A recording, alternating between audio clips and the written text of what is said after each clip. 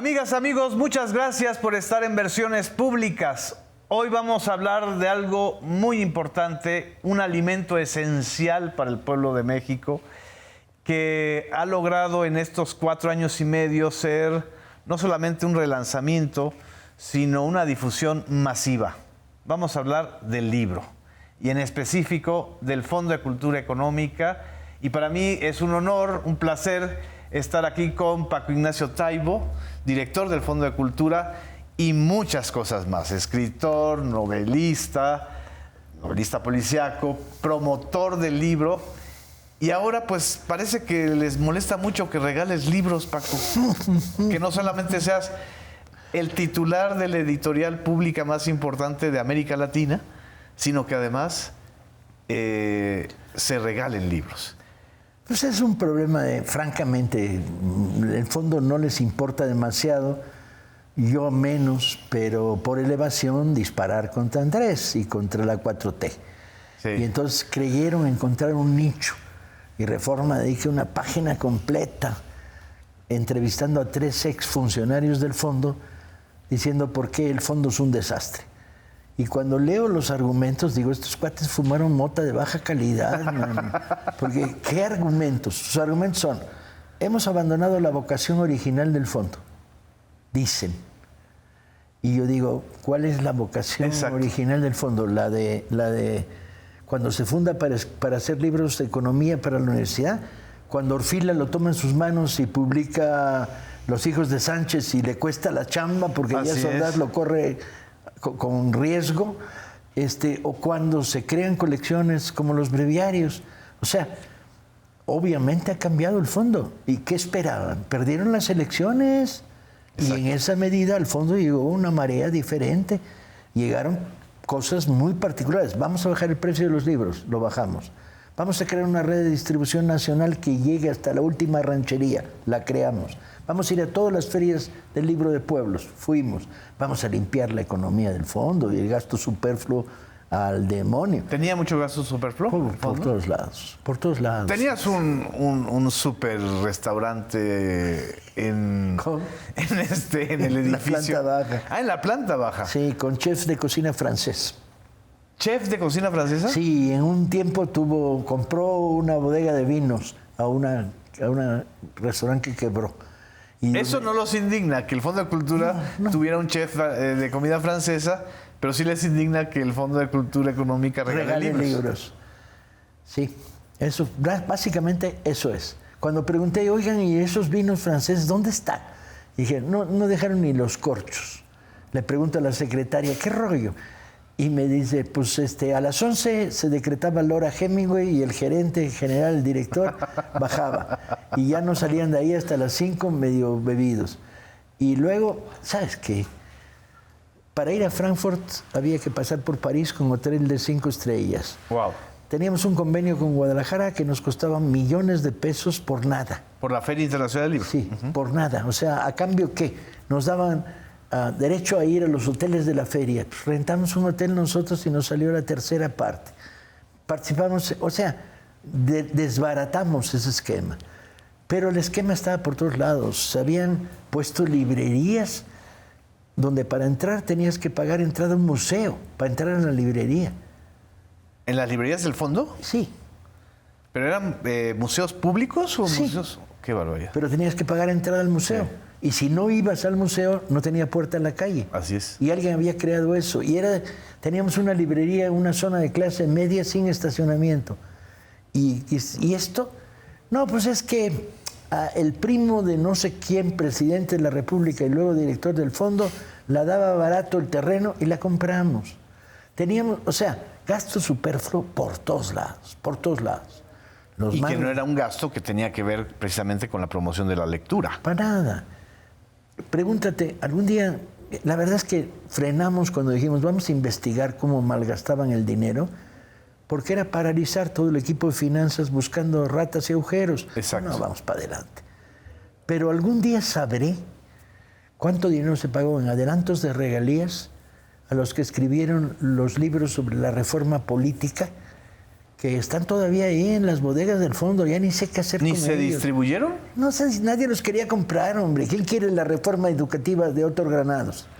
Ah, bueno, puede ser un gran proceso. Si tienes insomnio, Ni en leerla. Lerma, donde vendemos libros con Librobús. He logrado vender uno. Y entonces, bueno, pero nosotros no destruimos libros. Bueno, como no destruimos, ahí los tenemos. Pero a ver, por esos libros que se embodegaron, que nadie distribuyó, que no se leyeron, ¿se pagaron altas regalías? Claro. Sí. Y hubo negociados extraños por todos lados y compramos en millones de pesos las obras de un conocido escritor, pero en el formato de obra completa, en tomos. Pero novela a novela no los podíamos publicar. Eso se los dieron a la privada, Así a las es. editoriales privadas. Así es. Y nos quedamos con los tomos, que están bonitos. A ver, el fondo era un desastre. Se había quedado anclado en el pasado. Se veía que no publicaba novela policíaca, ni ciencia ficción, ni fantasía, ni novela histórica, ni cómic. Llegamos y en 3 meses ya estábamos publicando, bajo la idea de hay lectores, sobre todo lectores jóvenes, Claro. a los que el viejo fondo no llegaba.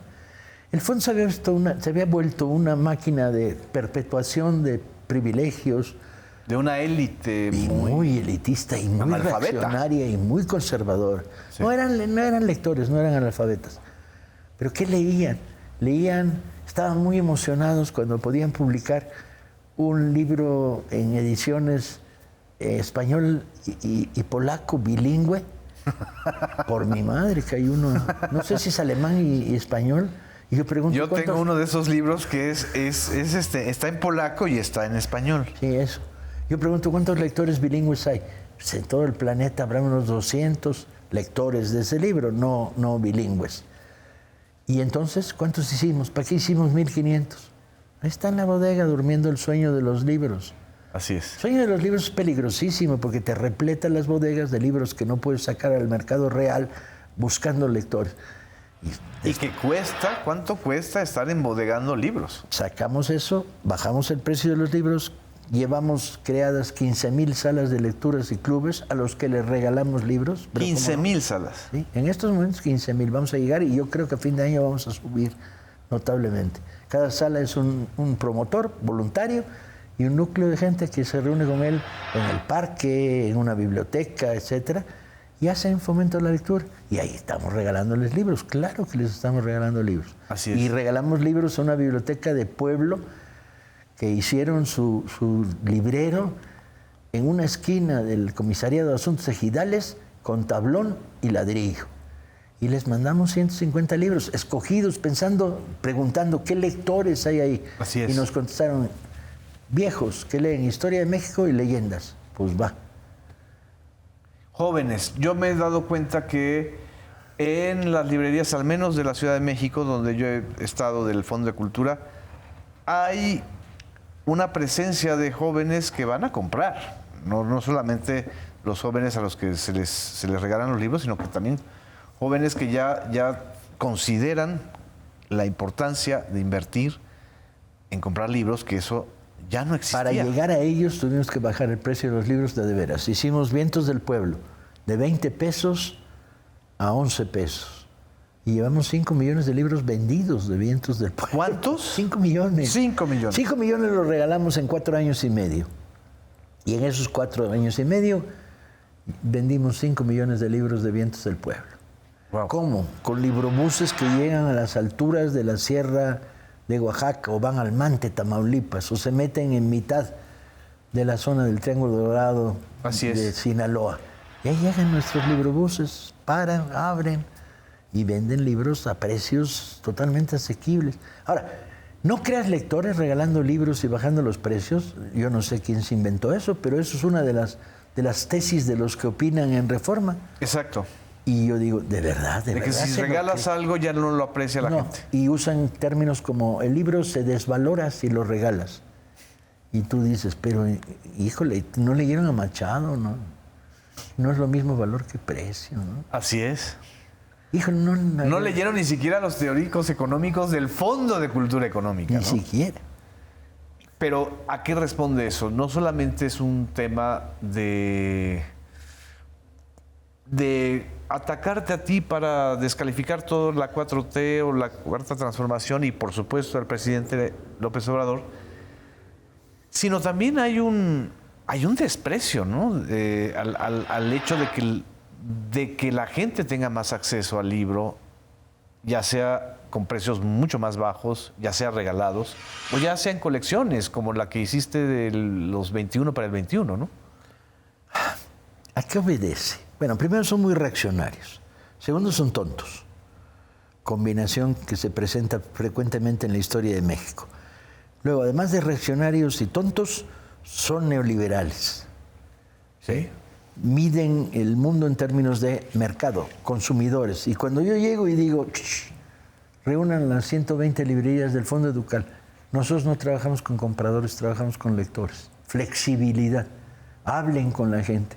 Y si alguien no tiene dinero, vemos que dé sus datos y vemos si podemos echarle una mano en una biblioteca de barrio, si podemos meterlos en un club de lectura. Cambiemos la manera de pensar. Así es. Y esto es un movimiento vivo y popular. Y de mayorías enorme, enorme. Yo ando por las calles, yo no dirijo desde el Ajusco, donde hay un cuadro malo de Rivera. Que por cierto, no hay como pedirle permiso a Andrés para poderlo vender, para subastarlo. Para poder hacer más libros. Yo no ando ahí, yo ando en Torreón, en salas de conferencias, en librerías de todo el país. Así es. ¿Y qué tienes? Tienes una respuesta popular gloriosa, de aplausos, de palmadas, de sonrisas, de...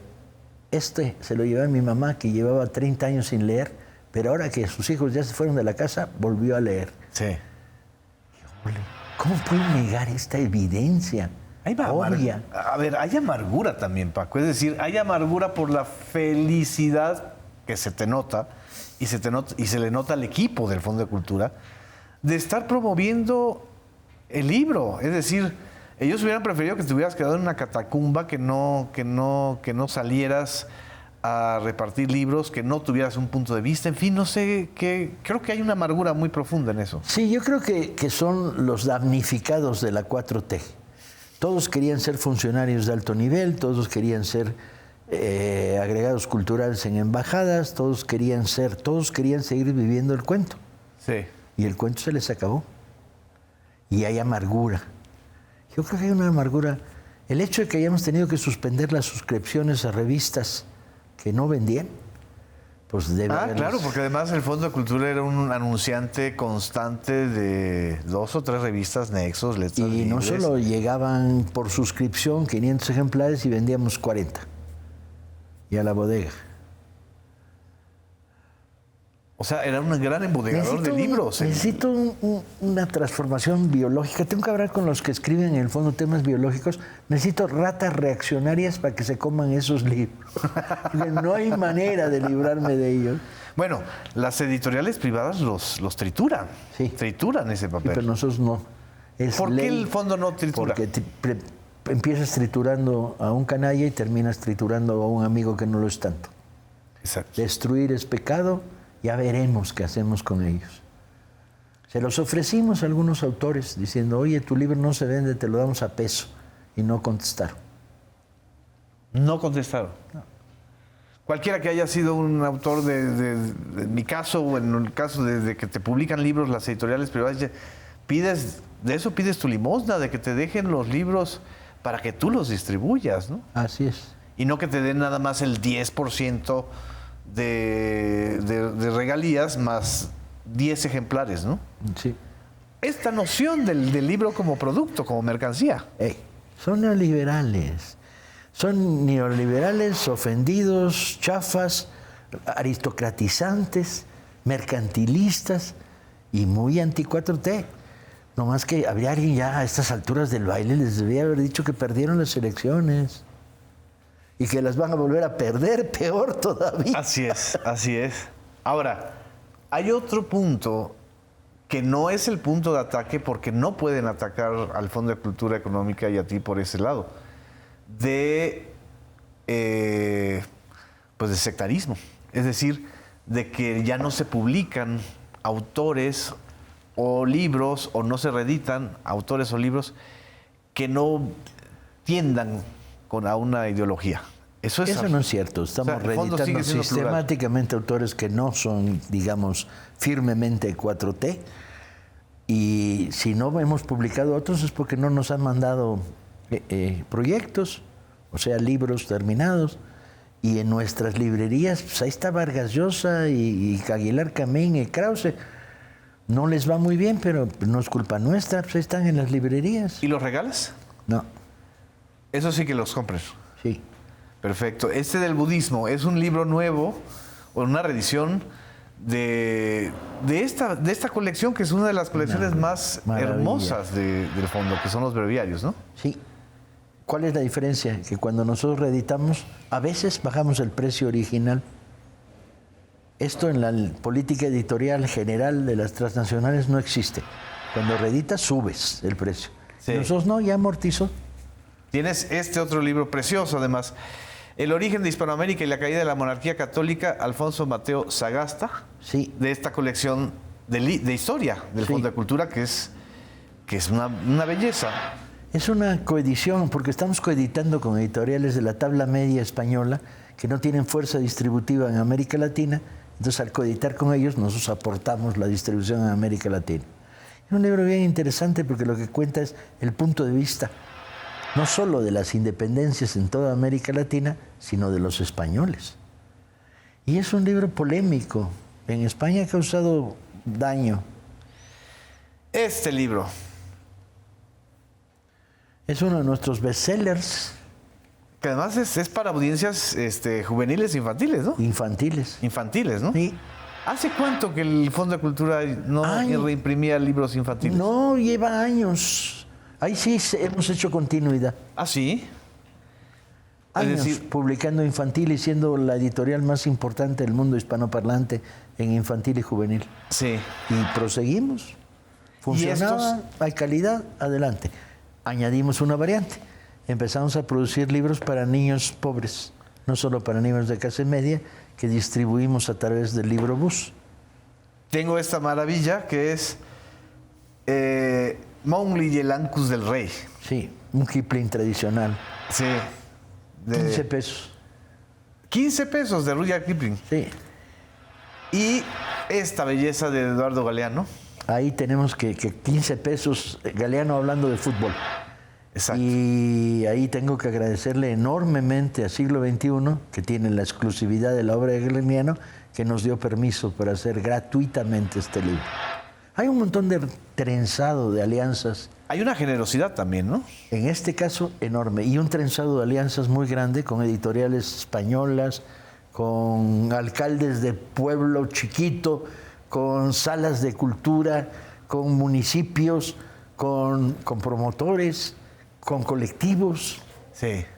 La alianza es grande, pues es la alianza popular, es la alianza de 4T. Y esta alianza no te está diciendo que el libro no se regale. No, me dice que regalemos más. Que te regalemos más. Sí, hoy en la mañana estaba revisando, todos los días reviso 170, 200, 300 mensajes, y uno de ellos decía, ¿y cuándo llegan más libros? Porque los que tenemos ya están viejitos. Y tú dices, desgraciado, ¿cuánta gente habrá leído los libros que les mandé hace 6 meses? Exacto. Que ya están viejitos. O sea, que ya envejecieron. Ya, porque lo que pasa es que cuando llegan a las redes de base, un libro ya puede leerse en 3 días, en 4 días. Por ejemplo, en 3 meses agarra 25 lectores. O sea, se va de mano en mano. Claro. Así es. Que esa es una de las facultades y de los atributos del libro que se regala. Sí. Porque ya no lo sientes posesión. Sí. Lo compartes. Lo socializas. Y lo canjeas. Lo canjeas. Cuando estábamos distribuyendo libros para niños en las colonias más pobres del Distrito Federal, las más humildes, yo quiero uno, decía un chavillo, 6 años. Y yo le decía, es tuyo. No es de la biblioteca de tu escuela, no, es tuyo. ¿Pero qué vas a hacer? Y decía, le hacía así el gesto a la chavilla que tenía al lado, decía, cuando ella termine el suyo, cambiamos. Se estaba creando naturalmente una estructura de canje entre niños. Como antes se hacía con las figuritas. O con los juguetes. Qué maravilla. Vamos a un corte. Paco, no nos dejen. Regresamos aquí a Versiones Públicas.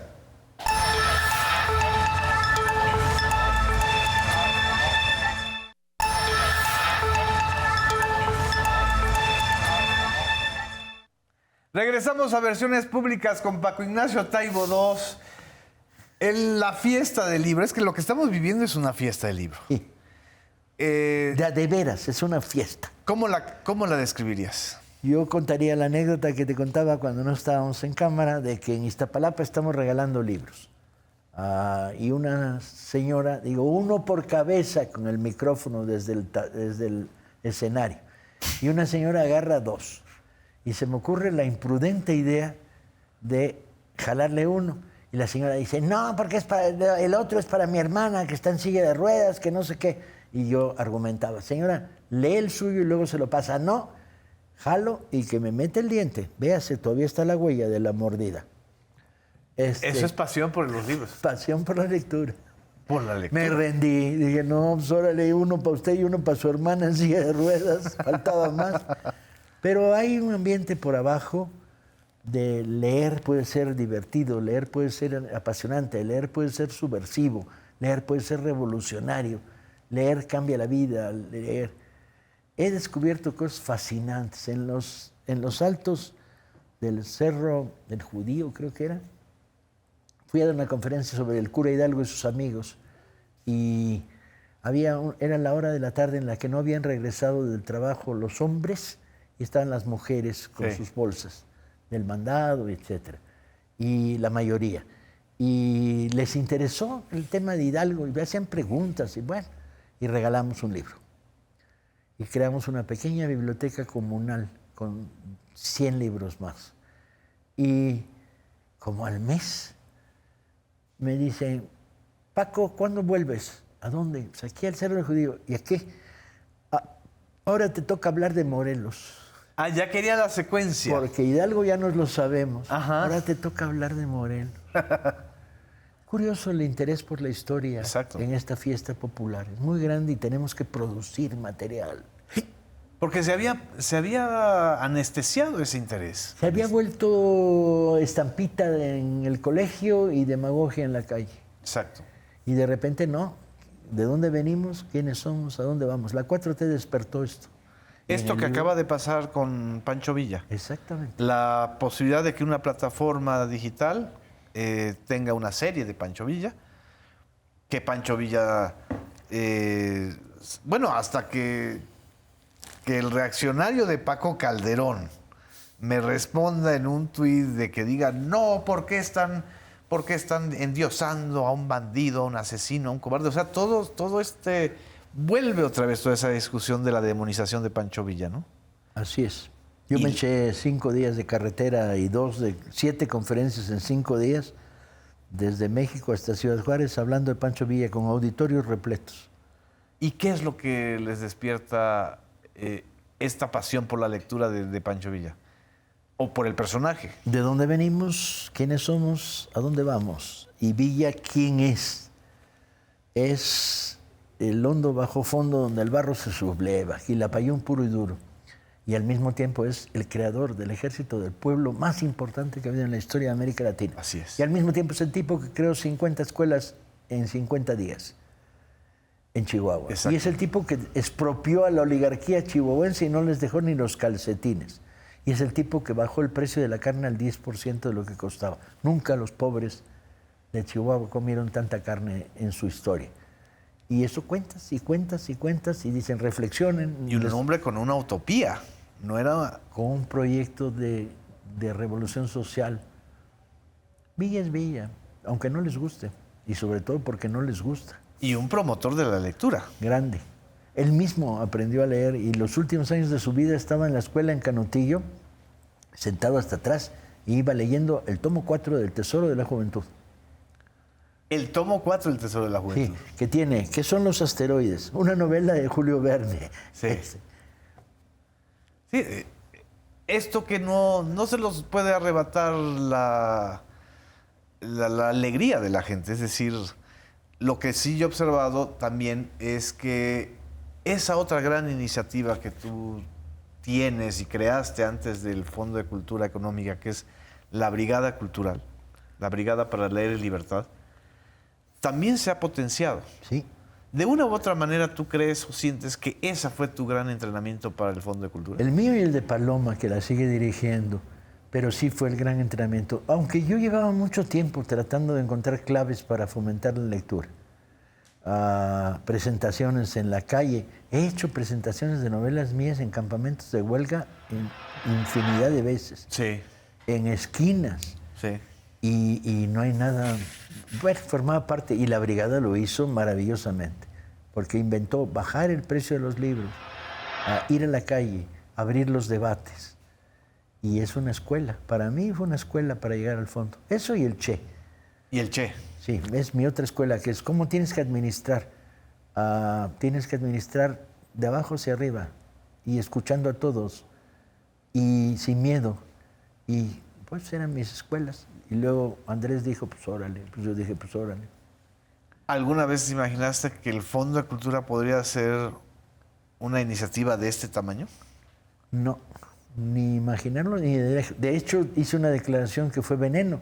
Cuando se ratificó mi nombramiento por parte de Andrés Manuel, alguien preguntó, ¿y qué sabes del fondo? Y yo dije, prácticamente nada. Y lo que era un acto de humildad se volvió un acto de ignorancia. Sí. Y era, hay que llegar y ver qué hay ahí, porque es un misterio. Lo que sabía es que yo había sido lector de los libros de historia del fondo desde tiempos inmemoriales, que de vez en cuando consumía algún breviario y que algunos autores clásicos mexicanos los había leído en libros del fondo, pero tenía que ver qué había ahí. Y cuando vi lo que había ahí me aterré. ¿Te aterraste? Sí, gacho. ¿Por qué? Porque había 11 millones de libros en las bodegas del fondo. ¿11 millones? Sí, repartidos en 9 países. Y de la tercera parte de ellos eran invendibles. No tenía nadie interés por leerlos. Así es. Y tuvimos que hacer descuentos, rebajas, sacarlos a la calle. Y seducir al lector para que se acercara. Y decirle, esto puede ser interesante. ¿Qué crees que descubrí la semana antepasada?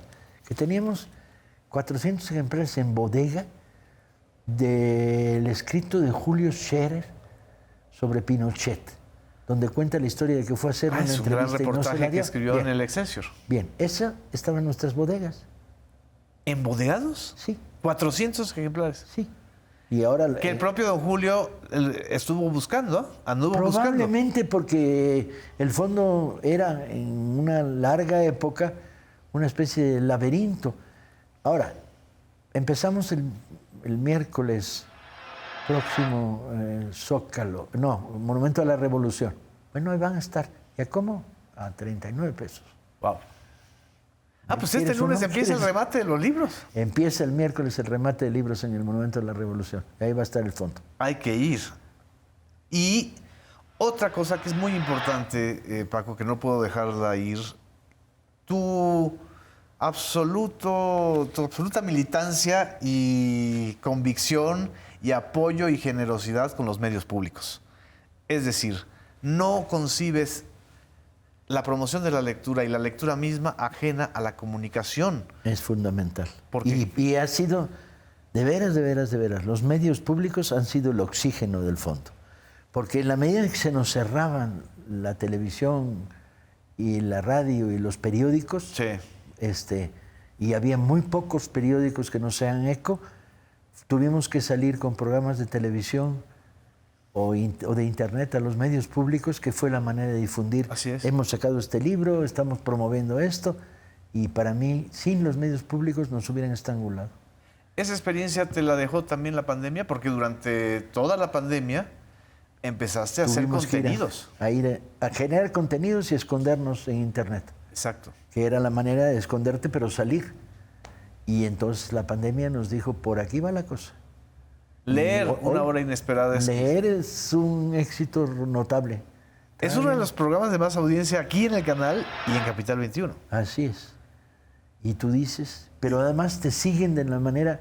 Leer tiene una virtud inmensa. Demuestra la potencialidad de la red pública. Entonces, de repente, llego con los maestros disidentes en la meseta Tarasca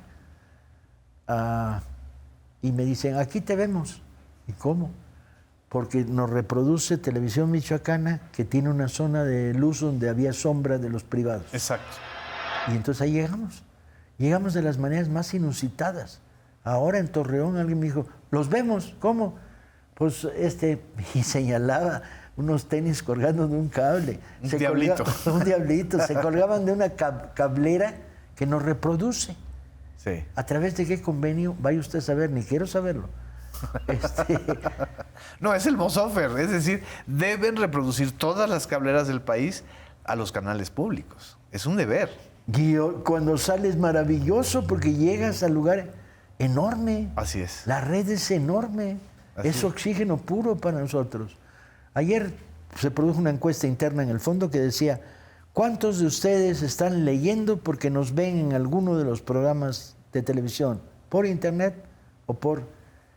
Y contestaron 1,200 personas la encuesta. ¿En cuánto tiempo? Creo que se hizo una semana. Qué maravilla. Y leer estaba ahí, estaba desde el fondo, que va por internet, Sí. estaba República de Lectores, estaba retransmisiones. Retransmisiones de la misma... Sí. De cualquiera de estos contenidos. Sí. Una de las universidades Juárez. Sí. Ven el programa en salón, los Así es. muchachos. Y tú dices, gloria pura. Y ya dicen, ahora mándenos libros. Pues ahora hay que mandarles libros. Una de las debates que hubo cuando se hizo el proyecto de Aprendiendo en Casa, que es el proyecto de transmisión de clases por televisión, en medio de la pandemia, de todo lo que se vivió, fue este asunto de incorporar un programa especial en lugar de solo de los deportivos, porque había siempre cápsulas de deporte, sobre todo para que los niños se movieran en sus casas, sobre lectura. Y creo que sería interesante, lo digo al vuelo, si se hace otra vez Aprendiendo en Casa, este proyecto, que además fue un proyecto que la propia SEP descubrió como una maravilla, porque se descubrió o volvió a descubrir lo importante que es la tele o la televisión para alfabetizar. Porque los que más se beneficiaron con ese proyecto fueron las personas adultas, que terminaron su primaria o que terminaron su secundaria, ¿no? Y que necesitan de este impulso, ¿no? De este impulso de estar con el nieto o con la nieta para aprender, ¿no? Y ahí hay todo un filón, ¿eh? Un filón enorme. Son más de 30 millones de televidentes. ¿Sabes qué? Tiene tanta vitalidad el cambio que estamos viviendo de abajo hacia arriba, que lo que opinen los tinguindines de reaccionarios de veras es intrascendente. Otra vez vuelve a hablar mal de nosotros el secretario de Cultura del PRI. Para mí esto ya es ¿Hay un secretario de Cultura en el PRI? Caíste en la trampa, claro, la pregunta es la misma. ¿Tiene el PRI un secretario de Cultura? Pero por abajo está cálido el ambiente. Y la ventaja es que produces hecho respuesta casi inmediata. Así es. ¿Tú has sentido de la gente alguna crítica o cuestionamiento? Sí. La de los compañeros de los Cebetis de la costa veracruzana, donde decidí mandarles El viejo y el mar de Hemingway. Y me reuní luego con ellos en un Zoom con 100 y tantos, y me dijeron, no, Paco, del mar no, ya está muy visto aquí en Veracruz. Mándame de dragones. Ah, de dragones. Y agarré la mitad de los que había mandado a Veracruz. La mitad les gustaron El viejo del mar. La mitad los mandé a la Sierra de Aguascalientes, donde no habían visto el mar en su vida, y eso sí les gustó. Y les mandé de dragones a los otros. Entonces hay que mandarle dragones a los del Reforma, ¿no crees? Ya sabes que a los de Reforma hay que decirles lo que digo siempre. ¿Usted lo leyó? No. Entonces, ¿para qué nos preocupa? Vamos a un corte, no nos dejen.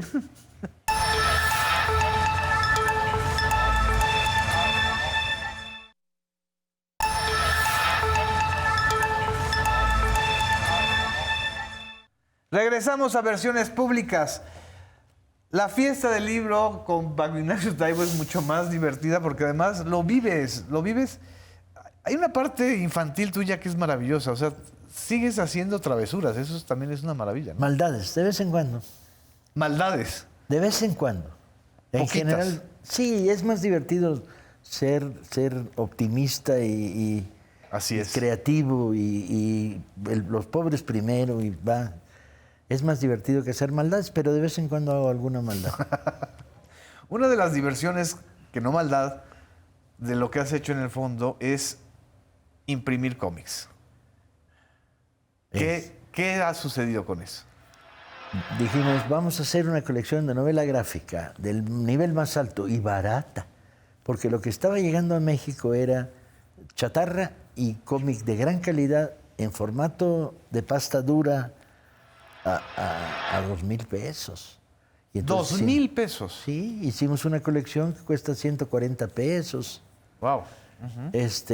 Y ahora viene su segunda vuelta, que salen las novedades destinadas a la Feria del Libro de Octubre, que son un libro de Cooper,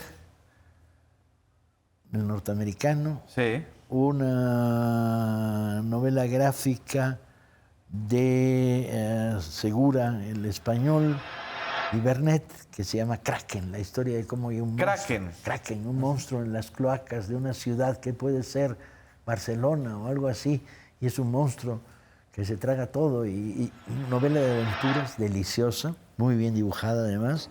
Luego tenemos El hombre de Rusia, También en de cómic. Guido Crepax, ni más ni Wow. menos, el creador de Valentina, y luego también esta colección, y luego un nuevo libro de Horacio Altuna, que se llama Ficcionario, que ahí tengo un problema, que tengo que lograr que en las 120 librerías del fondo se ponga en la parte de adultos y no me infiltre la parte de niños, pues si no van a llegar mamás para reventarme a patadas por haberles, porque Altuna fue en su día dibujante de Playboy. Claro. Y en este libro que se llama Ficcionario se nota. Y te pueden morder, ¿ah? Las mamás. La mano. Las mamás. Cuando le quito el libro al hijo. Sí. Por ejemplo, la familia Burrón, ¿merecería un libro? Ya hay, y estamos en posibilidad de comprar restos que se produjeron en México y que no se vendieron para mandarlo a las operaciones de regalo. Ríos. Igual, le ofrecieron un saldo a la viuda hace unos meses y tratamos de intervenir diciendo no lo vayan a destruir. El fondo lo compra y lo vendemos en súper descuento. Qué maravilla. Porque además creo que Ríos vendió Todo. lo que no ha vendido, yo creo que es solo comparable a la Biblia, Sí. en términos de volumen de lectores, ¿no? Es espectacular. Si pudiéramos hacer un tomo bueno, chiquito, pero está por ahí, van a salir al mercado. Otro de los puntos esenciales de este proyecto integrador del Fondo de Cultura es la incorporación de la llamada Dirección General de Publicaciones, Sí. la SEP, y que también ha generado críticas. ¿De qué se trata este proyecto? Desde que llegamos dijimos Fondo de Cultura, Dirección General de Publicaciones y Educal es el libro del Estado. Y Andrés dijo, dirige los tres. Y dirijo los tres. Y entonces creamos pactos cruzados, convenios cruzados para dirigir los tres.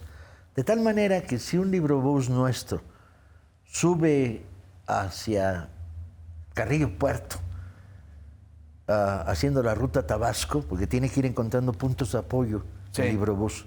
Aquí tal día, un día después en este otro lugar, etcétera. Si va así, lleva librobuses de Educal, con choferes de nómina de Educal, libros del Fondo de Cultura, autores del Fondo acompañando. Así es. Un equipo de la DG de publicaciones de animación. O sea, conjuntamos. Y entonces, Era como crear la Secretaría del Libro. pues sí, y es lo que hicimos. Y entonces lo Básicamente, que estamos ¿no? haciendo, y lo hemos hecho desde hace 4 años y medio. ¿Por qué de Educal la red de librerías Educal estaban separadas? Porque se había creado un proyecto que dependía de ventas semi-institucionales. Educal funcionaba muy bien cuando vendía el libro de texto de Secundaria. secundarias y prepas de educación abierta. Sí. Entonces era eso. Luego, Educal recibía y producía algunas colecciones. Y ahora la idea es integrar la red de librerías en una sola, la red de distribución en una sola y simplificarlo. Entonces, ahora ya la DG, ya en días, la DG se convierte en la gerencia de fomento a la lectura del fondo, que va a manejar lo que ya estaba manejando, las ¿Y salas sigue, y clubes sigue de perteneciendo a la SEP o ya es parte todo es del CEP, fondo? CEP, cabeza de sector, fondo. Sí, porque además la SEP tiene, pues es casi elefantiásica, ¿no? O sea, es enorme, ¿no? Y una de sus funciones esenciales, que era la promoción de la lectura, pues la fue abandonando, ¿no? No, porque siempre fue retomada. Es curioso cómo o desde cultura o desde el fondo se retomaba, pero nunca se integraba. Estaban Por ejemplo, fragmentadas. estamos sin Plan Nacional de Fomento a la Lectura. Sí. Llevamos años. Y mejor que no haya, hasta que tengamos un piso donde haya 100,000 promotores dispuestos a lanzarse de cabeza a una campaña nacional de fomento a la lectura. A nivel estatal, ¿cómo has podido trabajar? ¿Hay iniciativas en los estados, sobre todo en los estados que han cambiado de gobierno, que estén interesadas en proyectos estatales? Es muy curioso, pero depende mucho de quién gobierna ahí y qué tanto interés tenga por el mundo del libro. Porque, por ejemplo, trabajamos muy bien en Michoacán. Sí. A nivel de cubrir 70 comunidades. Wow. Nos va muy bien en Sonora, pero muy bien, muy bien. Hemos hecho una operación... Coahuila, ahorita que dices, que no es de Morena, que no es gobernado por Morena. Hicimos una operación muy interesante en Ciudad Juárez, donde se regalaron 30,000 libros a niños que deportaban sin sus padres. Wow. O sea, quedaban separados temporalmente de sus padres, en casas hogar, en instituciones. Y entonces ahí regalamos libros con intervención del ayuntamiento, que fue el que financió. Nosotros hicimos la logística y pusimos los libros. Nos va bien en Monterrey, ciudad. En Monterrey. Pero en Monterrey, ciudad. Sí. Para sí. el cambio de la librería vieja que teníamos, una nueva. Nos fue muy bien en Tampico, con la universidad, que fue nuestro punto de apoyo para cambiar la librería. Nos fue maravillosamente en Oaxaca. Hemos Oaxaca. crecido y crecido. En estos momentos, el trabajo de fomento a la lectura más grande del país es el DF, la Ciudad de México. Pero el segundo es Oaxaca. Y viene el Estado de México. Y ahora Sí. tuvimos ya una primera conversación de, ya tenemos nuevas librerías, hay que crear más librerías en la zona conurbada y nuestros librobuses a recorrer el Estado de México. Y llenar toda la ruta del Tren Maya, porque además también es Es impresionante. otra historia. ¿Cómo en las zonas turísticas no hay? Poner una librería en cada paradero del Tren Maya y dijimos, no, quietos. ¿Por qué no? Porque ¿dónde sacas 40 librerías de la nada? Los libros, la infraestructura, los anaqueles. Entonces, y dijimos, vamos a hacer un plan piloto. Primero, este paradero que está listo y la librería no es nada, es como este espacio. Sí. Esto no, aquí necesitamos una librería de veras porque es una población importante que no tiene librería.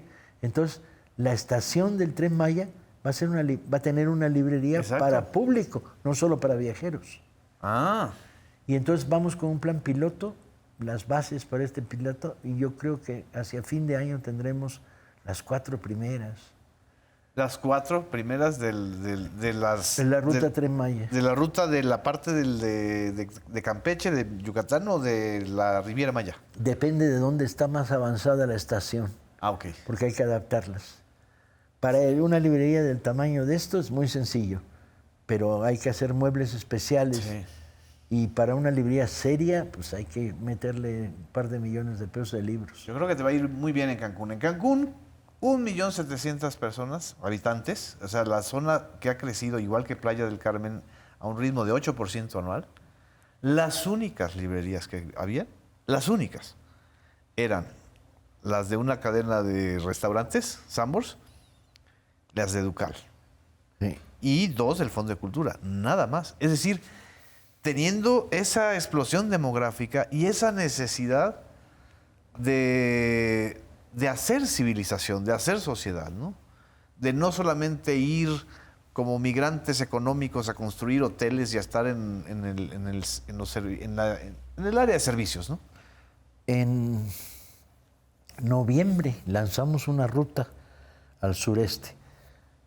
Una parte va de Tabasco, Campeche, Tabasco, y se encuentra al final con otra que viene de Cancún y luego se mete dentro de la península por Carrillo Puerto y luego se encuentran las dos, estas dos rutas de librebuses, con una feria que yo sospecho va a ser en Ciudad del Carmen.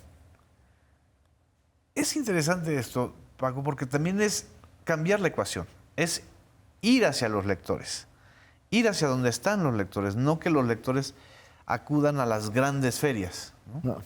Y ahí viene mi pregunta, ¿qué hacer con la FIL de Guadalajara? Es decir, Déjala. dejarla.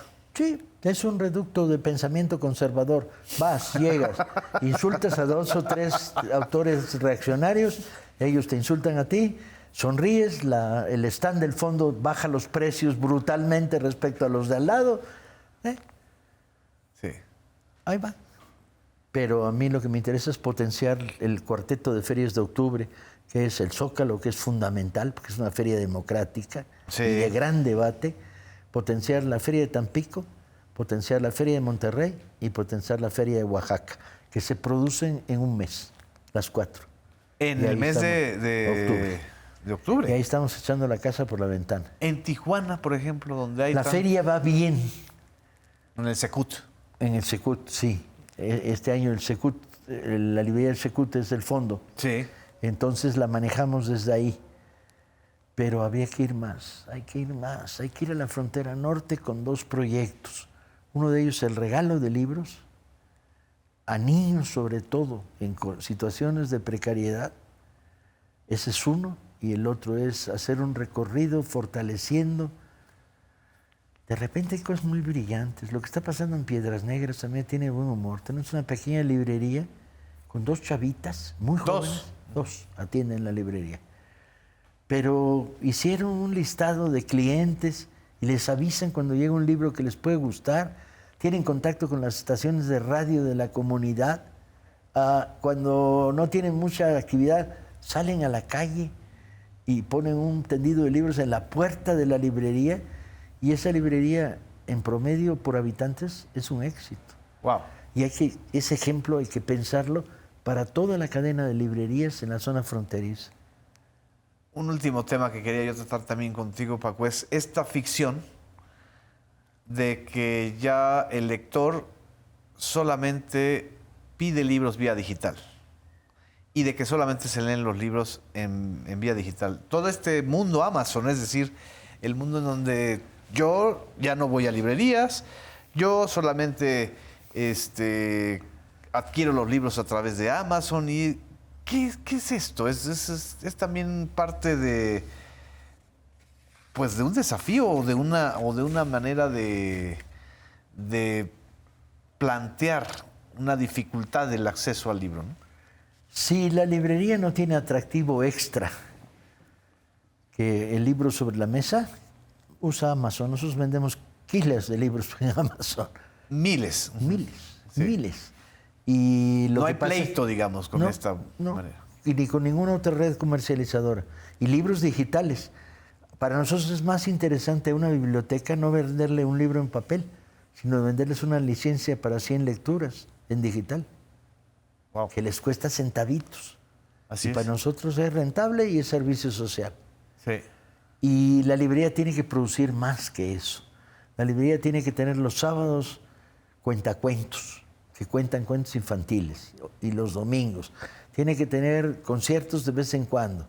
Tiene que tener ofertas especiales que no ves en ningún otro lado. La librería tiene que tener una vitalidad y en eso estamos. Lo que pasa es que... Es un ecosistema. Para que una librería resulte atractiva, no solo tiene que haber un montón de libros que te interesen, sino estar ordenados de maneras que te ayuden a que te interesen. Y que vale la pena. No están mal las librerías con cafetería. Y están muy bien las librerías que tienen una zona con asientos donde la gente puede hojear libros. Así es. Sin comprarlos. Pues por lo menos en un 10% de esas librerías podrían haber estaciones de radios digitales, de radios barriales. Es decir, la fusión también de medios comunitarios con librerías. Te diré algo que ya existe, que es prácticamente en el 50% de nuestras librerías hay una televisión que transmite los programas de la televisión pública. Exacto. Los programas de libros de la televisión pública se emiten en 50%. De las 120 librerías, 115 que debemos tener, varía todos los días el número, la mitad tienen televisión que transmite. Genial. Los programas. ¿Y las presentaciones de libros? Estamos haciéndolas regularmente. Y además sin costo para las editoriales. Una editorial dice, quiero presentar este libro, adelante. Antes era dificilísimo hacer una presentación. O tenías que pagar. Exacto. Para que te rentáramos la sala. Y no, es un servicio público, adelante. Ahora llegan cada libro que quieren presentar a su madre. De cómo me curé el cáncer poniendo piedritas en los tompiates. Ese, no. Sí, pues, No apoyamos la autoayuda. La autoayuda. El en las librerías del posesivo. Fondo Educal no hay autoayuda. Excelente. Se fregaron los del tarot. Genial. O están obligados a demostrar que tiene una base científica el tarot. Sí. Sí, cosa que no han logrado en 500 años. No creo que avancen. Pues como divertimento está bien, pero como promoción de la lectura. Sí. Y nada. te dicen, pero libros sobre el budismo, espérame, desde luego que sí. Lobsang Rampa porque es muy buen novelista. Sí. Y este libro sobre el budismo porque es un ensayo absolutamente serio. Y De Edward informado y divertido de leer. O Oye. sea, lo de... Y es de Flora Bottom la traducción, es lo que estoy leyendo. Genial. Pues ya se nos fue el tiempo, Paco, pero muchísimas gracias por estar aquí y por compartirnos la fiesta de la lectura, ¿no? Que ahí viene. Viva la televisión pública, la 4, compañeros. Eso. Muchas gracias. Vamos a despedirnos en esta cámara. Nos vemos en la siguiente emisión de Versiones Públicas. Hasta pronto.